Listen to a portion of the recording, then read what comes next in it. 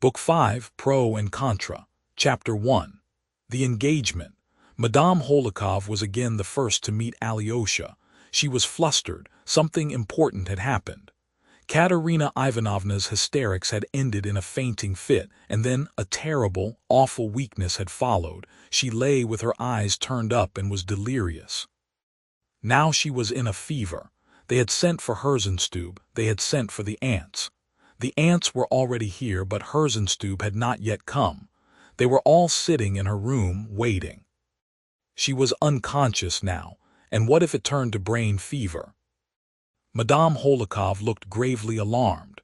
"This is serious, serious," she added at every word, as though nothing that had happened to her before had been serious. Alyosha listened with distress, and was beginning to describe his adventures, but she interrupted him at the first words. She had not time to listen. She begged him to sit with Lize and wait for her there. "Lize," she whispered almost in his ear, "Lize has greatly surprised me just now, dear Alexey Fyodorovitch. She touched me too, and so my heart forgives her everything. Only fancy, as soon as you had gone, she began to be truly remorseful for having laughed at you today and yesterday, though she was not laughing at you, but only joking. But she was seriously sorry for it, almost ready to cry, so that I was quite surprised. She has never been really sorry for laughing at me, but has only made a joke of it. And you know she is laughing at me every minute. But this time she was in earnest. She thinks a great deal of your opinion, Alexey Fyodorovitch, and don't take offense or be wounded by her if you can help it. I am never hard upon her, for she's such a clever little thing. Would you believe it? She said just now that you were a friend of her childhood, the greatest friend of her childhood. Just think of that, greatest friend, and what about me? She has very strong feelings and memories, and what's more, she uses these phrases, most unexpected words, which come out all of a sudden when you least expect them. She spoke lately about a pine tree, for instance. There used to be a pine tree standing in our garden in her early childhood. Very likely it's standing there still, so there's no need to speak in the past tense. Pine trees are not like people, Alexey Fyodorovitch. They don't change quickly. "Mama," she said, "I remember this as in a dream, only she said something so original about it that I can't repeat it. Besides, I've forgotten it. Well, goodbye. I am so worried I feel I shall go out of my mind." "Ah, Alexey Fyodorovitch, I've been out of my mind twice in my life. Go to Lize, cheer her up, as you always can so charmingly. Lize," she cried, going to her door, "here I've brought you Alexey Fyodorovitch, whom you insulted so. He is not at all angry, I assure you. On the contrary, he is surprised that you could suppose so." "Merci, maman. Come in, Alexey Fyodorovitch." Alyosha went in. Lize looked rather embarrassed and at once flushed crimson. She was evidently ashamed of something, and, as people always do in such cases, she began immediately talking of other things, as though they were of absorbing interest to her at the moment. "Mama has just told me all about the 200 rubles, Alexey Fyodorovitch, and you're taking them to that poor officer. And she told me all the awful story of how he had been insulted. And you know, although Mama muddles things, she always rushes from one thing to another. I cried when I heard." "Well, did you give him the money? And how is that poor man getting on?" "The fact is I didn't give it to him, and it's a long story," answered Alyosha, as though he too could think of nothing but his regret at having failed. Yet Lize saw perfectly well that he, too, looked away, and that he, too, was trying to talk of other things. Alyosha sat down to the table and began to tell his story, but at the first words he lost his embarrassment and gained the whole of Lize's attention as well. He spoke with deep feeling, under the influence of the strong impression he had just received, and he succeeded in telling his story well and circumstantially. In old days in Moscow, he had been fond of coming to Lize and describing to her what had just happened to him, what he had read, or what he remembered of his childhood. Sometimes they had made day dreams and woven whole romances together, generally cheerful and amusing ones. Now they both felt suddenly transported to the old days in Moscow, 2 years before. Lise was extremely touched by his story. Alyosha described Alusha with warm feeling. When he finished describing how the luckless man trampled on the money, Lise could not help clasping her hands and crying out. "So you didn't give him the money, so you let him run away. Oh dear, you ought to have run after him." "No, Lise, it's better I didn't run after him," said Alyosha, getting up from his chair and walking thoughtfully across the room. "How so?" "How is it better? Now they are without food and their case is hopeless." "Not hopeless, for the 200 rubles will still come to them. He'll take the money tomorrow. Tomorrow he will be sure to take it," said Alyosha, pacing up and down, pondering. "You see, Lise," he went on, stopping suddenly before her, "I made one blunder, but even that is all for the best." "What blunder, and why is it for the best?" "I'll tell you. He is a man of weak and timorous character. He has suffered so much and is very good-natured. I keep wondering why he took offense so suddenly, for I assure you, up to the last minute, he did not know that he was going to trample on the notes. And I think now that there was a great deal to offend him, and it could not have been otherwise in his position. To begin with, he was sore at having been so glad of the money in my presence and not having concealed it from me. If he had been pleased, but not so much, if he had not shown it, if he had begun affecting scruples and difficulties, as other people do when they take money, he might still endure to take it. But he was too genuinely delighted, and that was mortifying.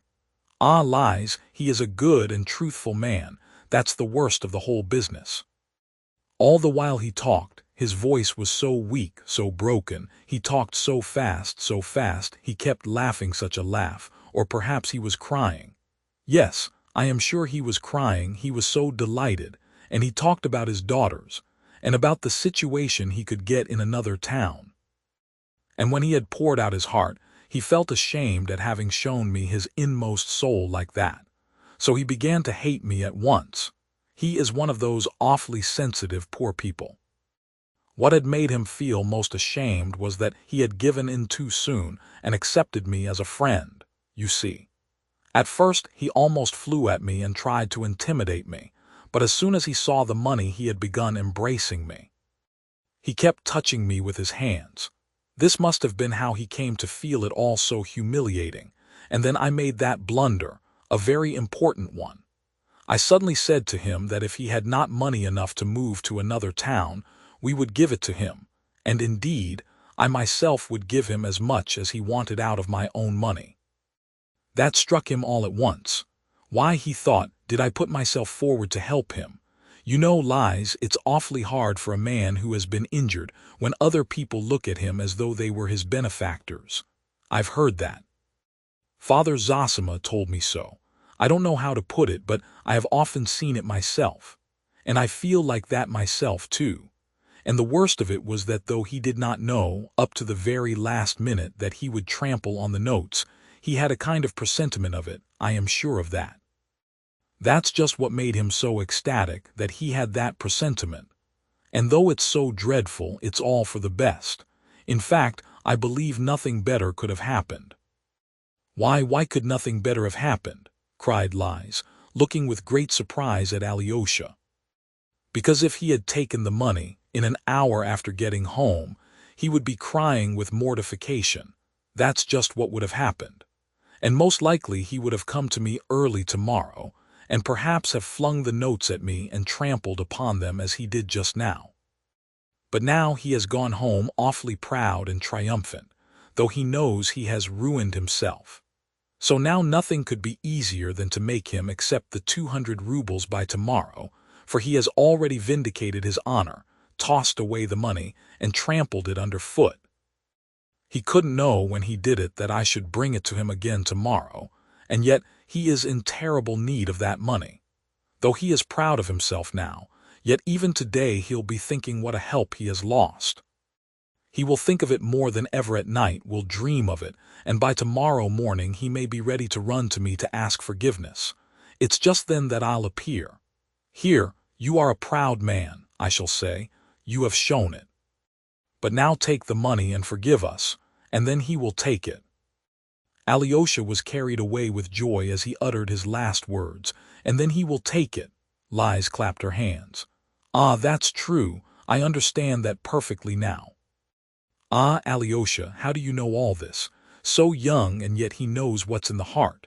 I should never have worked it out. The great thing now is to persuade him that he is on an equal footing with us, in spite of his taking money from us.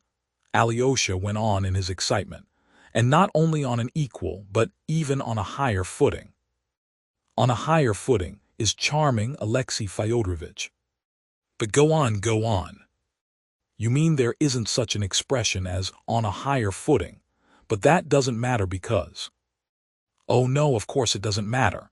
Forgive me, Alyosha, dear. You know, I scarcely respected you till now. That is, I respected you, but on an equal footing. But now I shall begin to respect you on a higher footing. Don't be angry, dear, at my joking, she put in at once with strong feeling. I am absurd and small, but you… Listen, Alexei Fyodorovitch. Isn't there in all our analysis, I mean your analysis, no, better call it ours, aren't we showing contempt for him, for that poor man, in analyzing his soul like this, as it were, from above, eh? In deciding so certainly that he will take the money. No, Liz, it's not contempt, Alyosha answered, as though he had prepared himself for the question. I was thinking of that on the way here. How can it be contempt when we are all like him, when we are all just the same as he is? For you know we are just the same, no better. If we are better, we should have been just the same in his place. I don't know about you, Liz, but I consider that I have a sordid soul in many ways, and his soul is not sordid. On the contrary, full of fine feeling. No, Liz, I have no contempt for him. Do you know, Liz, my elder told me once to care for most people exactly as one would for children, and for some of them as one would for the sick in hospitals. Ah, Alexei Fyodorovitch, dear, let us care for people as we would for the sick. Let us, Liz. I am ready, though I am not altogether ready in myself. I am sometimes very impatient, and at other times I don't see things. It's different with you. Ah, I don't believe it. Alexei Fyodorovitch, how happy I am. I am so glad you say so, Liz. Alexei Fyodorovitch, you are wonderfully good, but you are sometimes sort of formal. And yet you are not a bit formal, really. Go to the door, open it gently, and see whether Mama is listening, said Liz in a nervous, hurried whisper. Alyosha went, opened the door, and reported that no one was listening. Come here, Alexei Fyodorovitch, Liz went on, flushing redder and redder. Give me your hand, that's right. I have to make a great confession. I didn't write to you yesterday in joke, but in earnest, and she hid her eyes with her hand. It was evident that she was greatly ashamed of the confession. Suddenly she snatched his hand and impulsively kissed it 3 times. Ah, Liz, what a good thing, cried Alyosha joyfully. You know, I was perfectly sure you were in earnest. Sure? Upon my word. She put aside his hand, but did not leave go of it, blushing hotly and laughing a little happy laugh. I kiss his hand, and he says, what a good thing. But her reproach was undeserved. Alyosha, too, was greatly overcome. I should like to please you always, Liz, but I don't know how to do it, he muttered, blushing too. Alyosha, dear, you are cold and rude. Do you see? He has chosen me as his wife and is quite settled about it. He is sure I was in earnest. What a thing to say. Why, that's impertinence, that's what it is. Why was it wrong of me to feel sure? Alyosha asked, laughing suddenly. Ah, Alyosha, on the contrary, it was delightfully right, cried Liz, looking tenderly and happily at him. Alyosha stood still, holding her hand in his. Suddenly he stooped down and kissed her on her lips. Oh, what are you doing? Cried Liz. Alyosha was terribly abashed. Oh, forgive me if I should. Perhaps I'm awfully stupid. You said I was cold, so I kissed you, but I see it was stupid." Liz laughed and hid her face in her hands. "And in that dress," she ejaculated in the midst of her mirth. But she suddenly ceased laughing and became serious, almost stern. "Alyosha, we must put off kissing. We are not ready for that yet, and we shall have a long time to wait," she ended suddenly. "Tell me rather why you who are so clever, so intellectual, so observant, choose a little idiot, an invalid like me. Ah, Alyosha, I am awfully happy, for I don't deserve you a bit." "You do, Liz. I shall be leaving the monastery altogether in a few days. If I go into the world I must marry, I know that. He told me to marry too. Whom could I marry better than you, and who would have me except you? I have been thinking it over.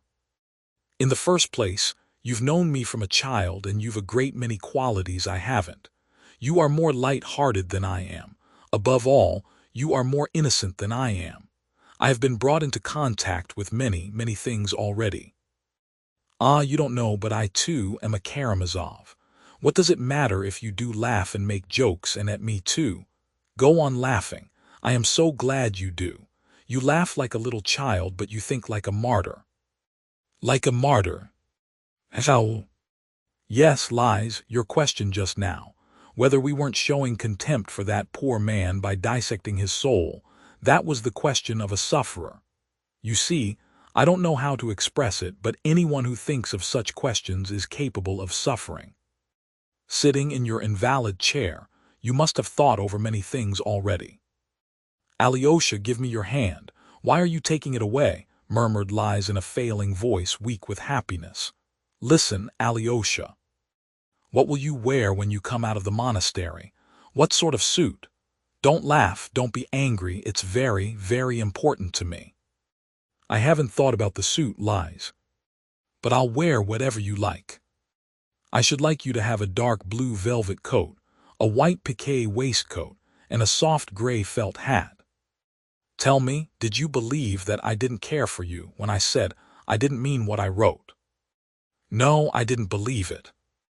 Oh, you insupportable person, you are incorrigible. You see, I knew that you seemed to care for me, but I pretended to believe that you didn't care for me to make it easier for you. That makes it worse. Worse and better than all. Alyosha, I am awfully fond of you.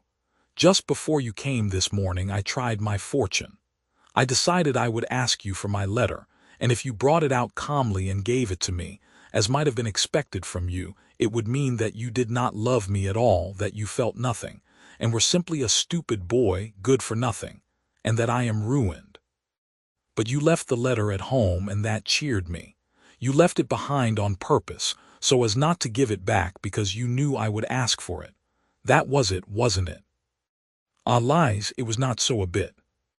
The letter is with me now, and it was this morning in this pocket. Here it is." Alyosha pulled the letter out laughing and showed it her at a distance. "But I am not going to give it to you. Look at it from here." "Why, then you told a lie." "You, a monk, told a lie." "I told a lie if you like." Alyosha laughed too. "I told a lie so as not to give you back the letter. It's very precious to me," he added suddenly with strong feeling, and again he flushed. "It always will be, and I won't give it up to anyone." Liz looked at him joyfully. "Alyosha," she murmured again, "look at the door. Isn't Mama listening?" "Very well, Liz, I'll look, but wouldn't it be better not to look?" "Why suspect your mother of such meanness?" "What meanness? As for her spying on her daughter, it's her right, it's not meanness," cried Liz, firing up. "You may be sure, Alexey Fyodorovitch, that when I am a mother, if I have a daughter like myself, I shall certainly spy on her." "Really, Liz? That's not right." "Oh, my goodness! What has meanness to do with it? If she were listening to some ordinary worldly conversation, it would be meanness, but when her own daughter is shut up with a young man. Listen, Alyosha, do you know I shall spy upon you as soon as we are married, and let me tell you I shall open all your letters and read them, so you may as well be prepared." "Yes, of course, if so," muttered Alyosha, "only it's not right." "Ah, how contemptuous!" Alyosha, dear, we won't quarrel the very first day. I'd better tell you the whole truth. Of course, it's very wrong to spy on people, and of course I am not right and you are, only I shall spy on you all the same. Do then. You won't find out anything, laughed Alyosha. And Alyosha, will you give in to me? We must decide that too. I shall be delighted to, lies and certain to, only not in the most important things. Even if you don't agree with me, I shall do my duty in the most important things. That's right, but let me tell you I am ready to give in to you not only in the most important matters, but in everything. And I am ready to vow to do so now in everything and for all my life, cried Lies fervently, and I'll do it gladly, gladly. What's more, I'll swear never to spy on you, never once, never to read one of your letters. For you are right and I am not, and though I shall be awfully tempted to spy, I know that I won't do it since you consider it dishonorable. You are my conscience now. Listen, Alexei Fyodorovitch, why have you been so sad lately, both yesterday and today? I know you have a lot of anxiety and trouble, but I see you have some special grief besides, some secret one perhaps. Yes, Lies, I have a secret one too, answered Alyosha mournfully. I see you love me since you guessed that. What grief? What about, can you tell me? Asked Lies with timid entreaty. I'll tell you later, Lies, afterwards, said Alyosha, confused. Now you wouldn't understand it perhaps, and perhaps I couldn't explain it. I know your brothers and your father are worrying you too. Yes, my brothers too, murmured Alyosha, pondering. I don't like your brother Ivan, Alyosha, said Lies suddenly. He noticed this remark with some surprise but did not answer it. My brothers are destroying themselves, he went on, my father too, and they are destroying others with them. It's the primitive force of the Karamazovs, as Father Paisy said the other day, a crude, unbridled, earthly force. Does the Spirit of God move above that force? Even that I don't know. I only know that I too am a Karamazov. Me a monk, a monk. Am I a monk, Lies? You said just now that I was. Yes, I did. And perhaps I don't even believe in God. You don't believe? What is the matter? Said Lies quietly and gently, but Alyosha did not answer. There was something too mysterious, too subjective in these last words of his, perhaps obscure to himself, but yet torturing him. And now on the top of it all, my friend, the best man in the world, is leaving the earth.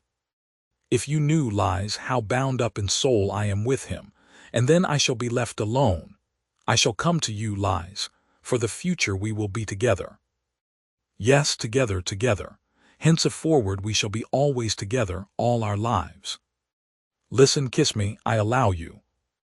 Alyosha kissed her. Come now, go, Christ be with you. And she made the sign of the cross over him.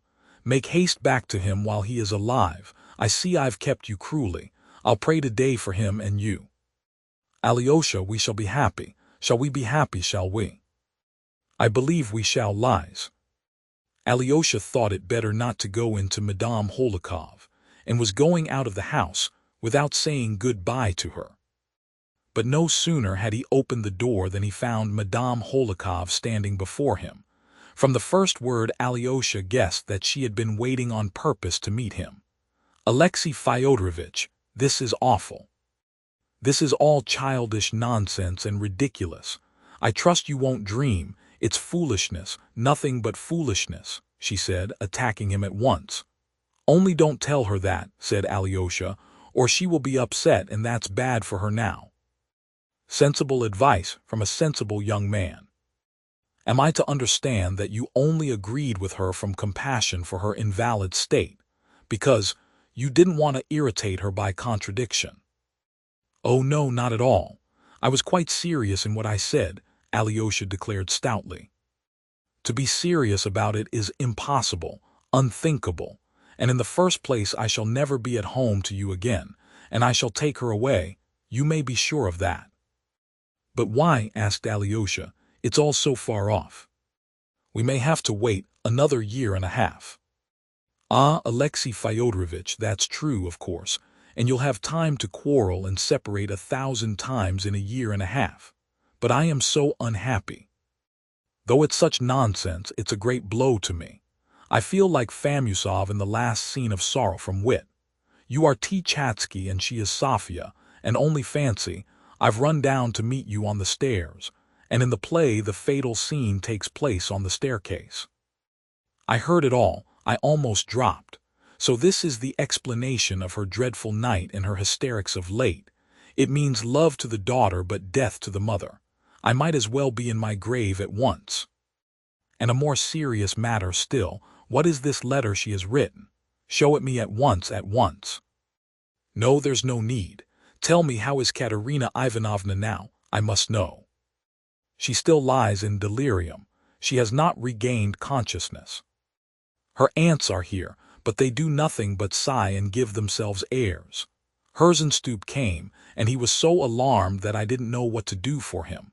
I nearly sent for a doctor to look after him. He was driven home in my carriage.